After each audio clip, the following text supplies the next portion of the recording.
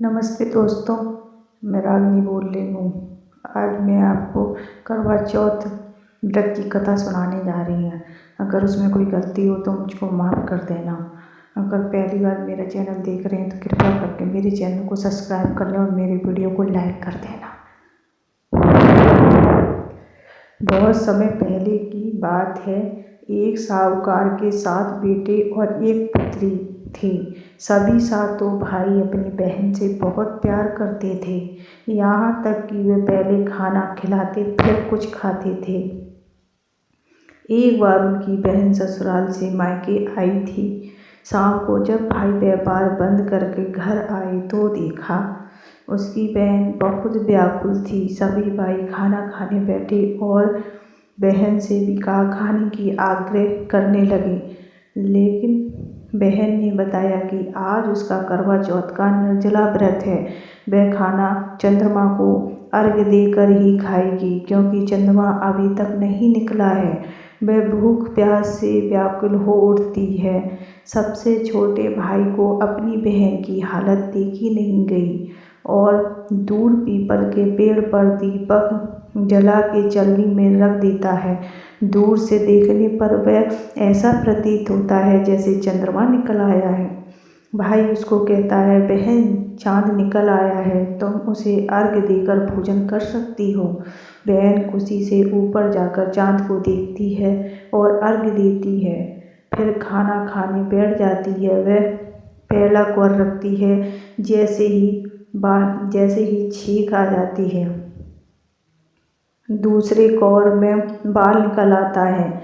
जैसे ही तीसरा कौर रखती है तो ससुराल से बुलावा आ जाता है। उसके पति की मृत्यु हो गई है। वह बौखला जाती है। उसकी भाभी सच्चाई से अवगत कराती है। उसके साथ ऐसा क्यों हुआ? करवा चौथ व्रत गलत की वजह से व्रत टूट गया है और देवता नाराज हो गए हैं। यही सच्चाई है। इसके बाद करवा निर्णय लेती है कि वह अपने पति को अंतिम संस्कार नहीं करने देगी और अपने पति को पुनः जीवित करेगी।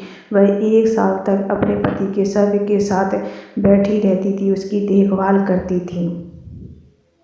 1 साल बाद करवा चौथ व्रत आता है। उसकी भाभियाँ सब व्रत करती हैं। जब भाभियाँ इससे आशीर्वाद लेने आती हैं तो वह प्रत्येक भाभी से ये कहती है, हमको भी अपनी जैसी सुहागन बना दो, हमको भी अपनी जैसी सुहागन बना दो।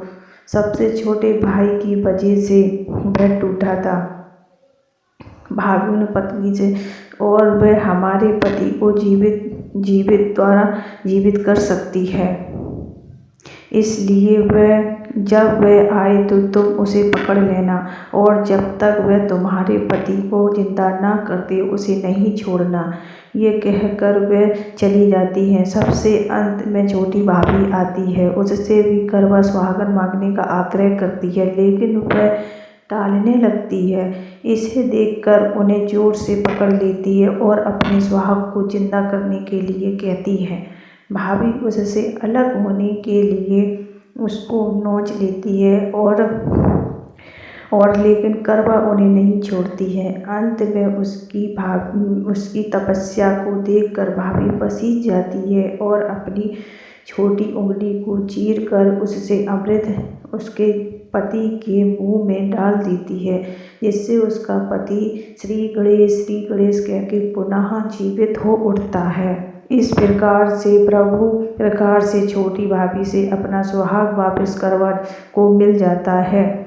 हे श्री गणेश गौरी, जिस तरह तुमने करवा